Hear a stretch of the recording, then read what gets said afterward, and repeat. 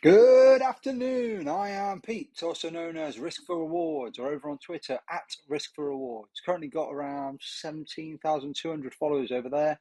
We're coming up to about 1,400, possibly 1,300 here on YouTube, which isn't bad considering we've only been going properly for the last 4 weeks. So if you're not following, if you'd like to subscribe down the bottom, and a like is always appreciated. I also read all the comments and I try to reply to as many as I can. Any feedback where this is still fairly new is much appreciated, and the same as on Twitter with any other content. So we're coming into Aintree, and today is Friday. It's currently about 1 p.m. So it's just so you've got a bit of context for the prices that I'm looking at prior to this weekend. I'm going to do a little bit of a Fairyhouse preview quickly on the Saturday, Sunday. I did not expect the level of quality to stand. I didn't expect to see a lot of these Cheltenham horses pitching up here, but maybe it's because there's such a big break going through to Punchestown at the end of the year that there are plenty to roll the dice here. So, due to that, I'm just going to have a quick run through. Obviously, we've literally only just got decks for Sunday, so there's not even prices for some of them. So, again, this is just my own personal experience. Like, I'm not sitting there. I have put one selection up today, but I'm not going to sit there and pump my way through the all-weather contest today because I don't know enough about it. I know not a lot about the flat, but I do know my flat racing. I know my classics and stuff like that. But much like the jumps, I pick the good stuff, target that, and rather hit that hard. Rather than betting the day to day. Like, to me, these cards over at Lingfield and Newcastle, they're just like any other card personally. But I do appreciate some people, it's their specialist bag, so I can understand why they do it. But the bonuses for me is that while those people are looking at those, I'm looking at the first prices and I'm looking at where can these horses run at Cheltenham. And there are going to be Cheltenham 2024 selections, possibly Saturday night for the Sunday, and obviously in the next week or so. Anyway, let's get to the racing. So we're on early prices at the moment. So 2:45 tomorrow, we've got a Hunter's Chase. So the Hunter's Chase is Ferns Lock versus Billaway. First prices are looking at 1 to 3, Ferns Lock 4 to 1 Billaway. In reality, it's not a race you're going to get involved in, but Ferns Lock skipped Cheltenham. Last time out, beat Billaway by 20 lengths. It was Billaway's return run. Billaway went to Cheltenham and fell, but just hasn't looked like the horse that we've seen in the past. So yeah, I'm not saying he can't come back to his level, but I just think Ferns Lock will have the beating of him there. Not saying that you want to go steaming in, but it's in his favour. Allegoria Devassi takes on a worthy opposition in Limerick Lace. Allegoria Devassi is 2 to 5. If this was before Cheltenham, you'd say arguably 1 to 2, 2 to 5 is probably about a fair price. But you just do not know how much that race has taken out of her. It was only 4 weeks ago, and it was 3 weeks ago, and it was a proper race. That battle all the way to the line, and like she could come here. She's still lightly raced. I think that was her third chase start. But Impervious was so worthy in the finish, the way they battled. So they both made each other pull all the stops out all the way to the line. So Allegoria Devassi, she's stepping back. I know she's going up 1 furlong in here, so that's not really going to make any sort of difference to Cheltenham. And if she runs to that level again, then she's going to be very tough to beat. The issue would be, will she run that race just straight after Cheltenham? And also mares. Sometimes mares don't repeat the form. So for me, who do I expect to win? Allegoria Devassi. Am I going to back it? No, I'm not. It's just easier just to leave that race altogether.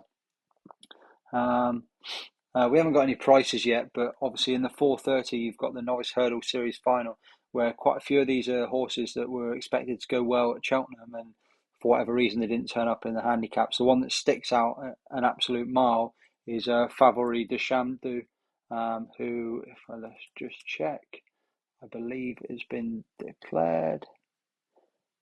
Yeah, has been declared.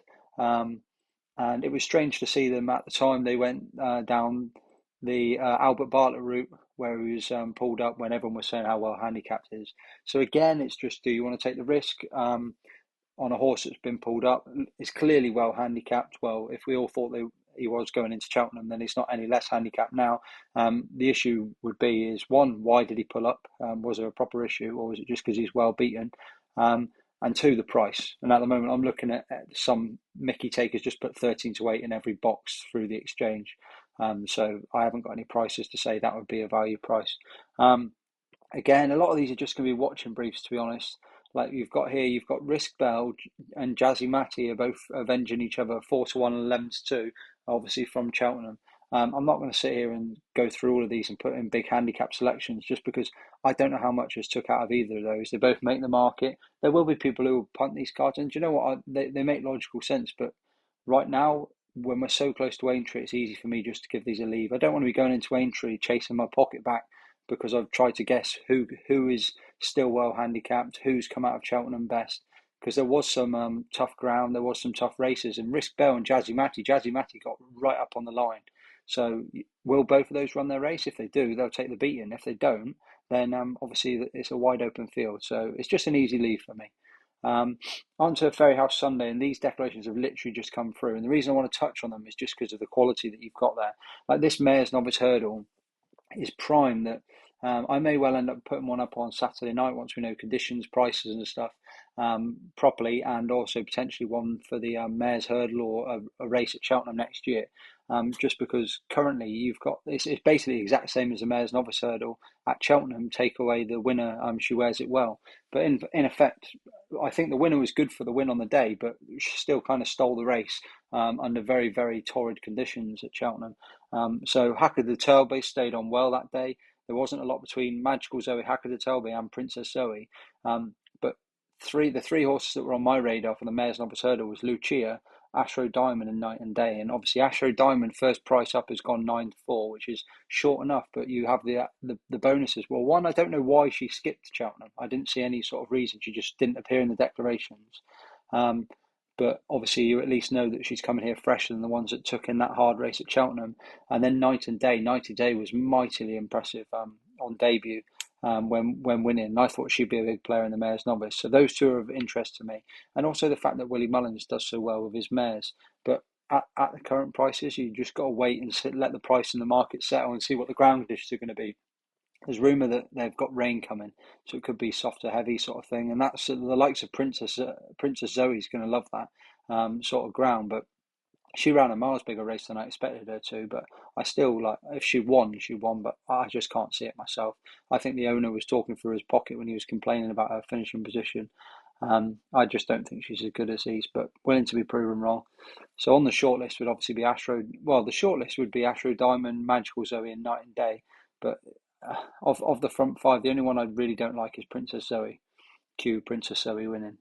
I haven't got any prices on those. Okay, so this is a race that really interests me, and that's the Gold Cup Novice Chase. And despite the fact that it's called a Gold Cup, it's actually ran over 2 mile 4 furlongs, which is a Turner's trip or Ryanair trip. So the reason this interests me so much is because of the quantity in the field. Adamantly Chosen's ran admirably throughout the season, but is below Group 1 level. James de Burley's in here at 11-1, and that horse again continues to just doesn't even flatter to deceive. It just doesn't really never lived up to its name since France, and I think it's well and truly the jury's out. Like this is the time of year where you could get a result where a horse like this could run and obviously win, but you can't back your selections based on the chance that something like that might happen. Flamebearer has been utterly disappointing all season, in my opinion. Yeah, okay, scrambled home or won last time out, but just hasn't looked a great horse whatsoever. So that leaves to me, on paper, the front three. And much like I've said all season, I'm so against Appreciator. Again, he could win, but I said this at the Dublin Race Festival when he was sent off 5-4. I then said it again at the Cheltenham Festival when he was sent off, I don't know, probably 3-1. And I'll say it again here when he's 7-2. He's just a horse that just does not put his effort in. He travels well, he can jump well, but he just doesn't put anything in the finish. And that race was set up perfectly for him. The way they hampered Mighty Potter, James de Burley held Mighty Potter in. Appreciate had the perfect steer to go around the outside, and then Paul Townend got so animated and ended up cutting both of them off. He was all over the shop, and then he still couldn't even catch the front two. And both obviously that's the English winners, and like Stage Star just under a perfect ride, but at the same time just got away from them so easily. And they didn't look, and despite them doing all their best efforts to hamper Mighty Potter, and Mighty Potter did so much run in that race, got a very moderate ride. Clearly didn't run to his level because obviously his numbers were a lot lower. He achieved plus 160 RPRs, which was the same level, if not higher, than what Stage Star did there. So he didn't run to his level anyway. He was hampered. He was in the wrong positions. He didn't jump well enough, and then he hung in the finish. But all of those issues that he's had despite being a 4-6 favourite, he still finished in front of Appreciate It and James de Burley.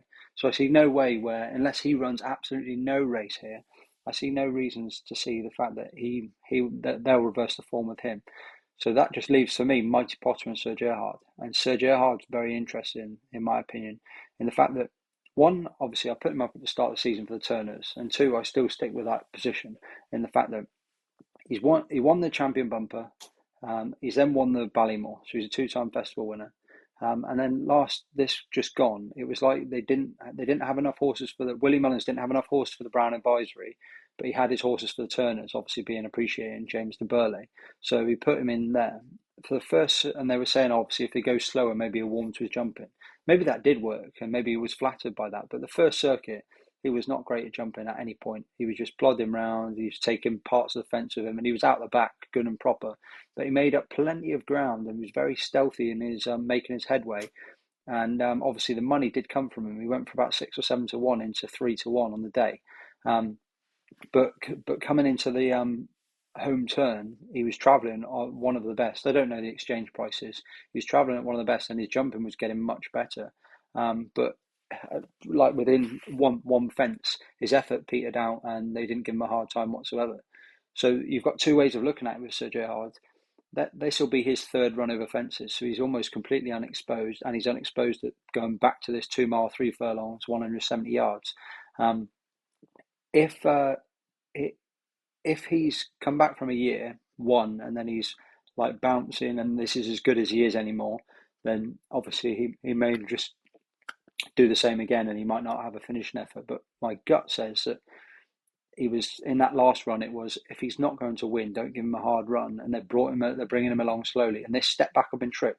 If that was over 2 mile forwards, like he was looking like a strong candidate in the finish until he got to about just between third and second fence out of the hill.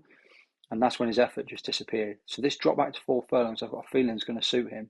And if it does, then I think he's a big player. So for me at the moment, it'll be Sir Gerhard and Mighty Potter. They're currently 4 to 1 and 11 to 8.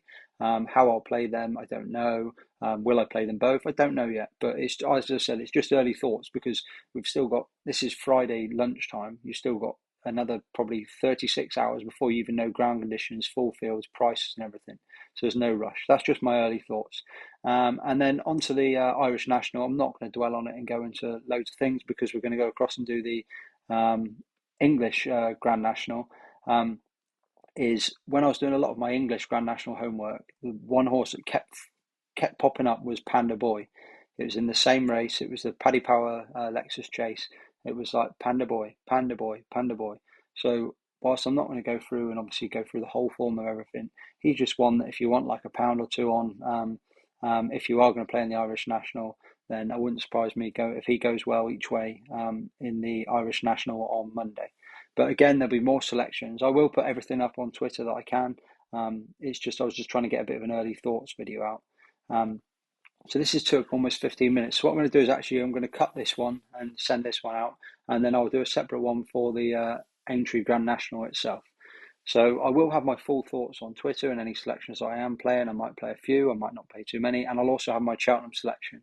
And likely I'll have at least one that'll be at least 20 to 1 on Saturday night that will be up for the Cheltenham Festival. So that'll be over on my profile at Risk for Rewards. Thank you, and have a good bank holiday weekend.